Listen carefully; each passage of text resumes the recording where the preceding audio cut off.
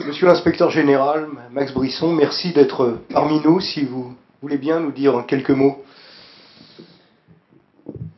Madame la vice-présidente du conseil régional, toujours avec beaucoup de plaisir que je salue Anne-Marie Copula avec Bruno Charbonnier. Cela nous rajeunit de quelques années lorsque nous étions jeunes étudiants et vous, jeunes maîtres de conférence à l'université de Bordeaux 3. Monsieur l'inspecteur Galmi, inspecteur pédagogique régional, représentant monsieur le recteur, cher Michel Rogue, monsieur le vice-président du conseil général, excusez-moi, monsieur le président de l'association des professeurs d'histoire-géographie, monsieur le président de la régionale de Bordeaux, mesdames, messieurs les professeurs et chers collègues, cela me fait d'abord un peu drôle d'être l'homme qui vient de Paris, en quelque sorte, dans cette enceinte où, avec une autre casquette, j'ai siégé pendant une douzaine d'années. Moi qui suis aussi, ceux qui viendront à Biarritz s'en rendront compte, vraiment un régional de l'étape. Mais c'est avec plaisir que je vais prendre ma casquette d'inspecteur général de l'éducation nationale pour délivrer un message au nom du doyen du groupe Histoire-Géographie, François Louveau. D'abord, Monsieur le Président, vous tenez vos agoras tous les 3 ans. Voilà 3 ans, vous étiez à Grenoble, académie dont j'avais alors la responsabilité pour le groupe Histoire-Géographie de l'inspection générale. Et donc j'avais eu l'honneur d'y représenter le doyen Laurent Wirth et d'ailleurs de participer à une photo historique dans le stade des Alpes. Cette année, vous voilà à Bordeaux, académie que j'ai en responsabilité pour le groupe Histoire-Géographie, et donc je porterai la parole de notre nouveau doyen de groupe, François Louveau. Dans ces conditions, Monsieur le Président, il me tarde de connaître l'académie de vos prochaines agoras, afin de savoir l'académie où je serai affecté par mes pairs en responsabilité. Plus sérieusement, je voudrais bien sûr vous dire la grande importance que revêt pour l'inspection générale l'association des professeurs d'histoire-géographie. Elle était déjà importante pour les inspecteurs généraux lorsqu'ils étaient étudiants, par ses publications, par son bulletin. Elle est restée lorsque nous sommes devenus professeurs. Elle l'est dans les fonctions qui sont les nôtres aujourd'hui. Car la PHEG représente les professeurs d'histoire-géographie, elle les fédère, elle les défend, elle les fait entendre. Elle joue aussi, Michel Roch le rappelait, ce n'est pas rien, un rôle irremplaçable dans la formation continue, scientifique et didactique des professeurs. Elle fait également le lien entre les générations, elle fait fort heureusement vivre notre communauté intellectuelle. Car nous avons en partage, mes chers collègues, quelles que soient nos fonctions, des convictions communes. Nous savons l'importance de nos disciplines pour la formation d'adultes responsables, c'est-à-dire en capacité d'exercer leur responsabilité de citoyen, le président Rousset le rappelait tout à l'heure. Nous savons l'importance de nos disciplines comme disciplines de formation intellectuelle fondées sur l'analyse critique.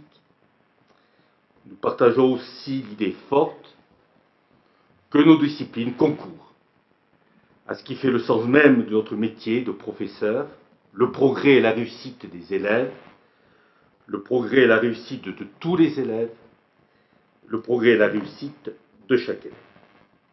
Ces certitudes que nous avons en partage ne nous empêchent d'ailleurs nullement de croire aussi aux vertus de la nécessaire et fructueuse pluridisciplinarité.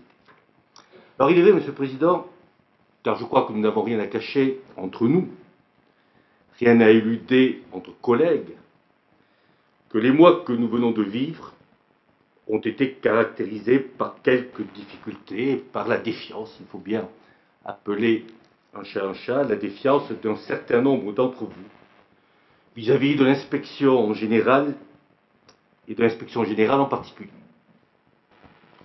L'association des professeurs d'histoire-géographie a joué un utile rôle d'alerte en relayant les inquiétudes et parfois les découragements des professeurs, et c'était là son rôle, c'était là sa mission. Mais la passion aidant, certains propos tenus ici ou là ont parfois débordé le cadre du nécessaire dialogue entre professionnels, mais n'était-il pas finalement le reflet d'un réel malaise que vous portiez?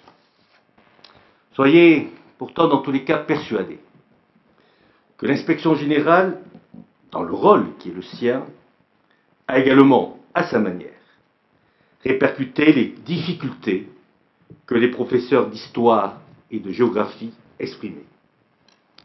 On le sait, deux sources nourrissaient ces difficultés.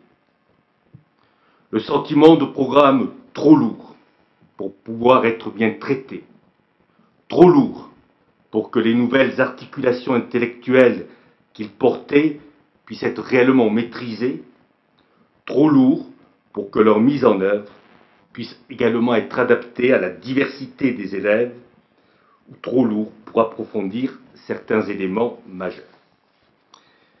Et à ce sentiment de programme trop chargé s'ajoutait le sentiment de consignes d'élaboration et de correction des sujets d'examen pas suffisamment claires, pas suffisamment précises, laissant dans tous les cas une trop large part à une certaine imprécision, source de sujets pas assez centraux par rapport aux attentes que l'on est en droit de fixer pour des élèves passant soit le diplôme national du brevet, soit le baccalauréat professionnel, technologique ou général.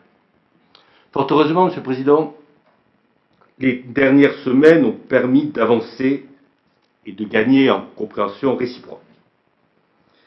Et je dois me féliciter de l'active participation à la fin de l'été de votre association, lorsqu'il s'est agi d'aménager les programmes des classes de 3e et de terminale L et ES et des classes de terminale de la voie professionnelle. Je peux aussi vous assurer que ce que vous nous avez fait remonter a été largement pris en compte dans la note que nous venons d'adresser aux équipes conceptrices de sujets, tout comme vous retrouverez vos attentes, je crois, dans la publication d'une liste de croquis pouvant donner lieu à sujet d'examen. Je crois qu'un certain nombre de réponses ont été apportées, des ambiguïtés ont été levées, de même qu'a été rappelée l'indispensable liberté pédagogique du professeur dans sa classe, laquelle, et c'est toujours ainsi dans notre République, s'accompagne de la tout aussi importante responsabilité du maître face aux élèves et face à l'institution. Mais il est bien clair que ce qui a été fait ne résout pas les questions de fond. Aujourd'hui, c'est toute une autre phase qui s'ouvre et qui plus que jamais nécessitera une écoute réciproque et attentive. Dans les mois à venir, nous connaîtrons une refonte d'ensemble des programmes du primaire, du collège, puis du lycée.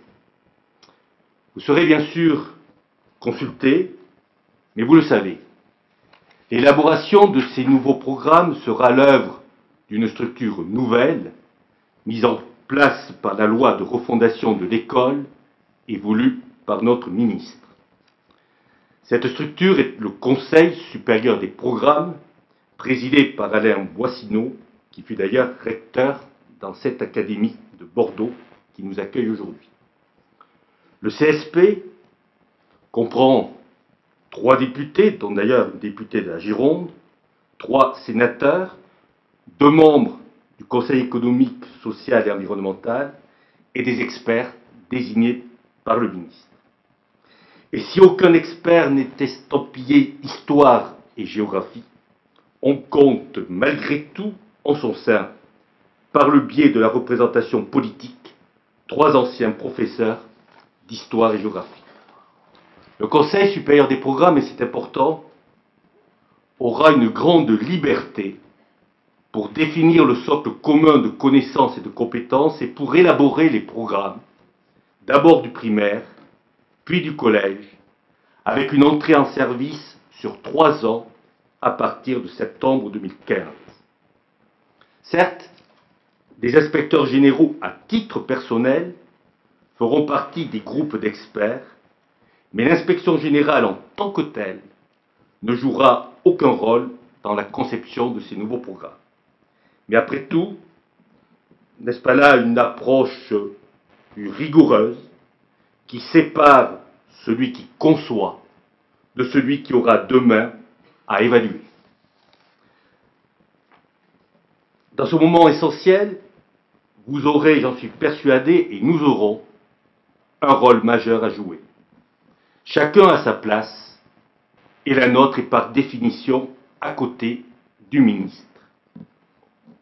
Nous devrons ensemble persuader de ce dont nous sommes, nous, ici, persuadés, c'est-à-dire de la place irremplaçable de nos disciplines dans la formation globale des élèves citoyens. Nous portons ensemble cela, et avec force. Mais force est de constater qu'autour de nous, tous n'en sont pas persuadés. Voilà pourquoi nous devrons, comme on dit ici en Aquitaine, Monsieur le Président, qui n'est pas qu'une terre de football, mais également une terre de rugby, nous devrons jouer groupés. Finalement, ce qui me paraît important, c'est d'avoir conscience que ce qui nous unit autour d'une conception partagée de nos disciplines et de leur rôle dans la formation des élèves est quelque chose que nous devons faire partager par le plus grand nombre, car nous sommes bien sûr pour que vivent dans nos classes l'histoire et la géographie, mais surtout pour le bien des élèves qui nous ont confiés. Excellente Agora à toutes et à tous.